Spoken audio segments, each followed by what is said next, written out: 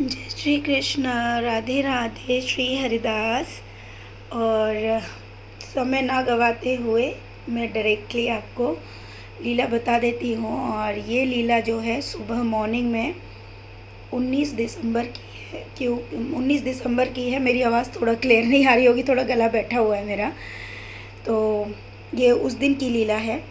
और आप सबको पता ही है कि हम निशांत का जो है जन्मदिन मनाने के लिए घर पे ही हमने सोचा था कि हम कहीं नहीं जाएंगे क्योंकि ठंड बहुत ज़्यादा है। लेकिन कहते ना हमारे हाथ में कुछ भी नहीं है।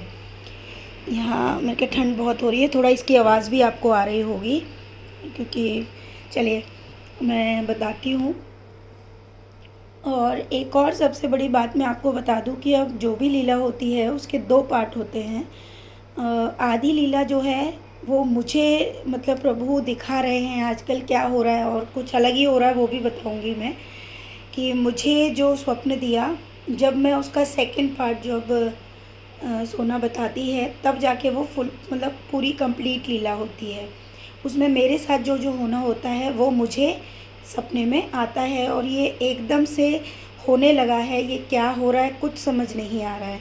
तो मैं आपको एक ही करके पूरी लीला बता देती हूँ। सबसे पहले शुरुआत जो लीला होती है वो मैं मेरे से ही शुरू होगी क्योंकि पूर्ण लीला तभी कंप्लीट होगी।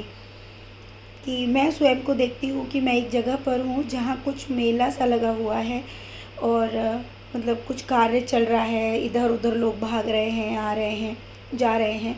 वहीं पर मैं देखती हूँ कि मैं कुछ अपने आप को किसी से बात करते हुए देख रही हूँ कि किसी से मैं बात कर रही हूँ, और कोई अनजान लड़की है जो 16-17 साल की लड़की है, गोरी चिट्टी बहुत सुंदर है वो, उसके बाल बहुत लंबे हैं। और उस लड़की से मैं जो हूँ बात कर रही हूँ। तभी मैं उस लड़की से कहती हूँ कि मैं आपके यहाँ पे मतलब रुक जाऊँ क्या, मुझे थोड़ी प्रॉब्लम हो रही है। तो वो कहती है हाँ हाँ तुम मेरे यहाँ रुको, और मेरी दादी जो है, लेकिन उनसे बच के रहना, मेरी दादी थोड़ा सा गुस्सैल है। तो मैंने कहा ठीक है कोई बात नहीं। तो ऐसे बचते बचाते मैं वहाँ से अमरूद भी तोड़ती हूँ, अमरूद भी है, मतलब इस तरह का उसका बगीचा है। तभी मैं क्या देखती हूँ कि सामने एक जमुना नदी, समझ लीजिए जमुना नदी है, और वहाँ का एक तट है। और वहाँ पर कोई मतलब वृद्ध पुरुष है, और वो जो वृद्ध हैं वो मेरी तरफ आते हैं और हाथ जोड़ते हैं, और मतलब मुझसे कुछ बात कर रहे हैं, लेकिन वो समझ नहीं आ रहा है स्वप्न में कि वो मुझसे क्या बात बोल रहे हैं। बस एक ही बात समझ आ रही है कि तुमने मेरी जान बचाई है, ये बात उस स्वप्न में है। तभी मैं वहाँ से भाग कर आती हूँ क्योंकि मेरे कपड़े गीले हो चुके हैं। और जब मेरे कपड़े गीले हो चुके हैं तो मैं जैसे ही रूम में आती हूँ तो वो जो लड़की है 16-17 साल की, वो मुझसे कहती है कि आप ना ऐसा करो, ये मेरा सूट ले लो और मेरा ये सूट पहन लो। और वो अपनी भी चूड़ियाँ भी मुझे निकाल के देती है बहुत भर भर के, और मैं वो चूड़ियाँ जो है हाथों में पहन लेती हूँ और मैं बहुत खुश हो रही हूँ। तभी ना उसको अपनी दादी के आने की आहट सुनाई देती है, और वो कहती है कि तुम जल्दी से निकलो यहाँ से, नहीं तो मेरी दादी को पता चल जाएगा। और मेरी दादी ना थोड़ा गुस्सैल है। तो मैं कहती हूँ तुम कितनी सुंदर हो, मुझे तुमसे इतना प्रेम क्यों फ़ील हो रहा है, मैं ऐसे उसको बोलती हूँ। तो वो कह रही है अभी तुम कोई बात मत करो, मेरी दादी देख लेगी, इसलिए जल्दी से जाओ, और बाहर जो अम्मा बैठी हैं ना, तुम उधर जाके बिस्तर पे सो जाओ। मैंने कहा सो जाओ? बोले हाँ लेट जाना, किसी को पता नहीं चलेगा। और वो मुझे दूसरे रास्ते से जो है उस बाहर वाली खाट पे सोने के लिए बोल देती है, और वहाँ पे एक अम्मा झाड़ू लगा रही है, और मैं जाके वहाँ लेट जाती हूँ। और मैं स्वयं को फिर एकदम सुबह उठते हुए पाती हूँ कि मैं तो उठी हूँ। और मैंने कहा अरे मैं तो वहाँ सो रही थी, यहाँ घर पे कैसे सो रही हूँ। ये मेरा स्वप्न मैंने देखा। उसके बाद फिर सेविका ने जो स्वप्न सुनाया, उसका स्वप्न ऐसे है कि वो वृंदावन जा रही है और साथ में मेरा बेटा ईशान भी उसके साथ है। जब वो वृंदावन जाते हैं तो वृंदावन में उसको एक लड़की मिलती है, वो भी 16-17 साल की लड़की है, लेकिन उसके जो बाल हैं ना वो बहुत घुंघराले से हैं और थोड़ा स्ट्रेट बाल है। स्ट्रेट से मतलब है खड़े खड़े घुंघराले बाल हैं। तो उसके वो जो बाल हैं ना वो इतने अच्छे नहीं लग रहे हैं, लेकिन लड़की बहुत मतलब सुंदर है, अच्छी है। उसका जो लिप्स हैं वो भी थोड़ा बड़े बड़े हैं, और वो लड़की आके थोड़ा अलग लग रही है, गोरी चिट्टी बहुत है वो लड़की। तो सेविका उससे कह रही है कि तू मतलब कौन हो तुम, लेकिन जो भी हो अच्छे लग रही हो। और मन ही मन में सेविका सोच रही है इसके बाल कैसे हैं अजीब से। तो वो लड़की कहती है हाँ मैं भी जा रही हूँ। बोले तुम कहाँ जा रही हो? बोले कि वैसे तुम क्या करना चाहती थी? तो वो सेविका कहती है कि मुझे ना लंदन जाना था। तो वो कहती तुम्हें लंदन क्यों जाना है? बोले कि क्योंकि मेरी ये इच्छा थी कि मुझे बाहर जाना था। तो बोले ठीक है, मैं तुम्हें लेके चलती हूँ। और वो सेविका को लेके जाती है। अचानक से वो स्वयं को लंदन में पाती है, सेविका और वो लड़की। और जब वहाँ जाके देखते हैं कि वहाँ पे वो एक जगह पे रुकते हैं, और रुकने के बाद वो देखती है कि वहाँ पर खाने की जो व्यवस्था है वो थोड़ा अलग है। ज़्यादातर लोग सूप टाइप की चीज़ें जो है बना रहे हैं, और वहाँ पर इंडियंस भी हैं लेकिन वो इंग्लिश में बात कर रहे हैं। तो सेविका कहती है मुझे कुछ खाना है। तो बोले यहाँ पे तुमको ऐसे ही मिलेगा, ये ऐसे ही मिलेगा सब कुछ, सूप ले लो। और बहुत अलग मतलब चीज़ें हैं, लेकिन उस सेविका को ये चीज़ें अच्छी नहीं लग रही हैं। वहाँ पे जो बन रही हैं, कुछ अलग तरीके का खाना भी बन रहा है, उसको अच्छा नहीं लग रहा है। तो वो कह रही है कि मुझे ना भूख लग रही है, लेकिन मैं यहाँ नहीं खा सकती हूँ, मुझे तो अपने देश जाना है। तो वो कह रही ठीक है, मैं तुम्हें लेके चलती हूँ। तो वो सेविका को लेके जाती है, लेकिन तभी वो क्या देखती है कि सेविका कि वो अपने आप को वृंदावन में पाती है, सेविका और उस लड़की के साथ में। वो जब लड़की के साथ वृंदावन में पाती है तो वहाँ पर एक ऑटो ड्राइवर आता है, वो बहुत काला होता है, और सेविका उस ऑटो में बैठ जाती है। और सेविका देखती है कि ईशान भी उस ऑटो ड्राइवर की गोद में बैठा हुआ है। सेविका कहती है, मतलब ये भूल चुकी है कि वो कहीं बाहर गई थी, लेकिन उसको बहुत तेज़ भूख लगी है। तभी सामने एक भंडारा हो रहा है, और वहाँ से सेविका जो है खाने लगती है, और उसमें पूड़ी सब्जी चावल रोटी सब होता है। सेविका खा रही है, तभी वो लड़की कह रही है तुम ये सारा खा जाओगी, ये सारी भाजी भी खा जाओगी, सारे चावल खा जाओगी? वो कह रही हाँ मुझे बहुत भूख लगी है। और सेविका ऐसे खाना खा रही है जैसे वो सदियों से भूखी हो, इतना वो खाना जो है खा रही है। और खाने के बाद में सेविका बोलती है कि हाँ मैंने खा लिया। तभी वो लड़की से कहती है अब तुम जाओ। तो बोली नहीं, मैं अभी नहीं जाऊँगी। अच्छा तुम मेरे बाल बनाओगी क्या? सेविका कहती है हे भगवान, मैं तो मन में ही सोच रही थी इसके बाल बिल्कुल अच्छे नहीं लग रहे हैं, चलो मैं इसके बाल बना देती हूँ। और सेविका एक जगह बिठाकर उसके बाल बनाने लगती है। जैसे ही वो बाल बनाती है तो सेविका जाके ऑटो में बैठने लगती है। तभी अचानक से सेविका क्या देखती है, वो कहती है कि आओ ऑटो में बैठो। तो बोली नहीं, मैं अब यहाँ से चली जाऊँगी। और वो लड़की भागती है, भागते हुए उसके जो कपड़े होते हैं, पहले उसने सूट पहना होता है, अचानक से उसका सूट जो है लहंगे में बदल जाता है, और वो एक तरफ से अपनी जो चुन्नी है उसको मुंह में दबाती है और भागती है। मतलब जब कोई तेज़ भाग रहा है और एकदम गोल करके भाग रहा है, वो अपने चेहरे को छिपाने की चेष्टा कर रही है जैसे कि उसने लहंगा पहना है। तो सेविका उसको पहचान लेती, कहती है अरे मैया ये तो तू थी, हे भगवान मैं तुझे पहचान भी नहीं पाई। और मैया वहाँ से हंसते हुए आगे भागती है। तभी वो ऑटो वाले से कहती है ऑटो वाले भैया रुको ज़रा रुको। तभी वो ऑटो वाला भी भागता है और सोना को ठेंगा दिखाता है। तो तभी वो कहती है अरे हे भगवान ये तो बांके बिहारी थे। वो वहाँ जाके सामने दोनों रूप बदल लेते हैं। सेविका कहती है हे भगवान तुमने तो मुझे उल्लू बना लिया। अब देखो मैं देखती हूँ तुम्हारा ना ऑटो तो यहीं रह गया ना, अब देखती हूँ तुम्हारा ऑटो लेने कौन आए। तभी सेविका वृंदावन में ही ऑटो के पास खड़ी हो जाती है और वो देखती है, और जाते जाते वहाँ से जो कन्हैया हैं, जब वो ऑटो ड्राइवर बने थे, वो ईशान के सर पे हाथ रखते हुए भागते हैं। और उसके बाद वो चले जाते हैं दोनों हंसते हुए ठेंगा दिखाते हुए। सेविका को कह रहा उल्लू बनाया, बड़ा मज़ा आया ऐसे करके। तो सेविका कहती है अब तो तुमने मुझे उल्लू बना दिया, लेकिन अभी मैं देखती हूँ तुमको, ऑटो कैसे ले जाओगे, ऑटो तो मुझे ही मिल गया। तो तभी वहाँ पे एक और आदमी आ जाता है काला सा। तो सेविका उसको हाथ पकड़ लेती है और कहती है तू ही है ना, मैं समझ गई तुम कन्हैया ही है, मैं समझ गई हूँ तू कन्हैया है, मैं तुझे आज छोड़ूंगी नहीं, और मैं तुझे ऑटो भी नहीं दूंगी, तेरे इस ऑटो को नहीं दूंगा। तभी एक बुज़ुर्ग आदमी वहाँ आता है और वो कहता है अरे ये आदमी है, इसका ऑटो है, दे दे। तो वो कहती नहीं ये ऑटो ही लेने आया, मैं बोल रही हूँ ना यही कन्हैया है। तो वो कहती है नहीं ये कन्हैया नहीं है, मैं बता रहा हूँ ना ये कन्हैया नहीं है। तभी वो ऑटो लेता है और ऑटो लेकर फुर हो जाता है मतलब और फुर हो जाता है। और वो सारी की सारी लीला जो है सेविका देखती रह जाती है, कहती है हे भगवान तुमने तो मुझे मतलब पूरा ही उल्लू बना दिया, अब मैं क्या करूं। लेकिन वो कुछ नहीं कर पाती है और वो कहती है लेकिन अब की बार कन्हैया तू मुझे मिल जा तब मैं तुझे बताऊंगी। तो प्यारे भक्तों ये थी लीला उस दिन की, और मैं आपको क्या बताऊं कि ये जो लीला है वो पूर्ण हो गई। और सच में मैंने कन्हैया का हाथ पकड़ा, मैं इतनी हर्षित हो रही हूँ इस वीडियो को बनाते हुए। जब मैं आपको ये लीला बता रही हूँ ना, तब मुझे पूरी लीला समझ आई है। भगवान मुझे रोने का मन कर रहा है, बहुत बहुत तेज, माफ़ करिएगा।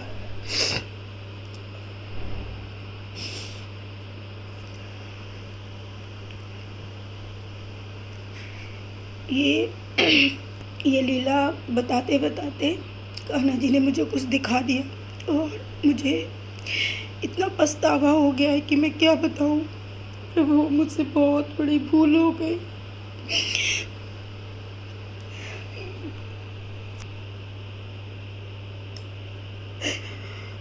मैं बहुत कंट्रोल करके ही आपके लिए वीडियो बना रही हूँ, लेकिन ये सच है कि मेरे हाथ में मेरा कन्हैया आ गया और मैं छोड़ दिया उसका हाथ। भगवान, उसने मुझे सब दिखा दिया। मैं ये लीला बता रही थी क्योंकि एक एक बात सत्य हुई, मैं भूल चुकी थी। और मैं अब जब वीडियो बना रही थी आप लोगों के लिए, आज बना रही हूँ, तो मुझे जो प्रभु ने अभी दिखाया, मैं शब्दों में उसको बयान नहीं कर पाऊँगी।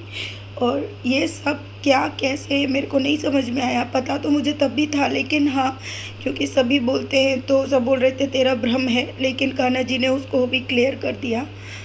मैं आपको जब ये लीला बता रही हूँ तो चलिए मैंने जो लीला है ये मैं सिर्फ आपको बता रही हूँ कि जो प्रभु ने ये लीला दिखाई थी, ये सेम ऐसे ही हुई।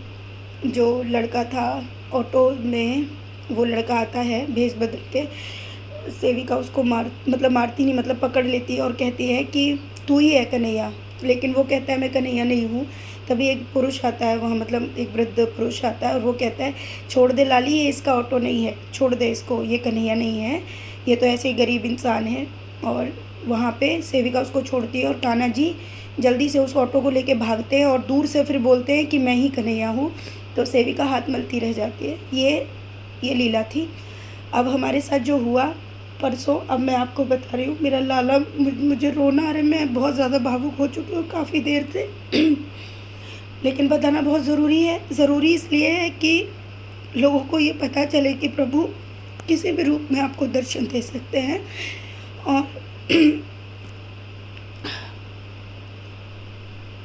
जी, तो हुआ ये कि हम सुबह उठे 9 बजे 19 तारीख को। जब ये स्वप्न लीला दोनों सुन ली तो अचानक से मैंने बोला कि हम वृंदावन जा रहे हैं, हम बरसाने जा रहे हैं, क्योंकि उस दिन राधा रानी और दो लीला मैंने आपको बताई है। यही पता नहीं अचानक से मन हुआ और हम लोग 1 बजे 12 साढ़े 12 बज रहे थे, हमने गाड़ी को जल्दी से थोड़ा सा गुब्बारे बैलून लगा के हम लोग निकल गए और हम मानसरोवर वाली राधा रानी के उधर गए।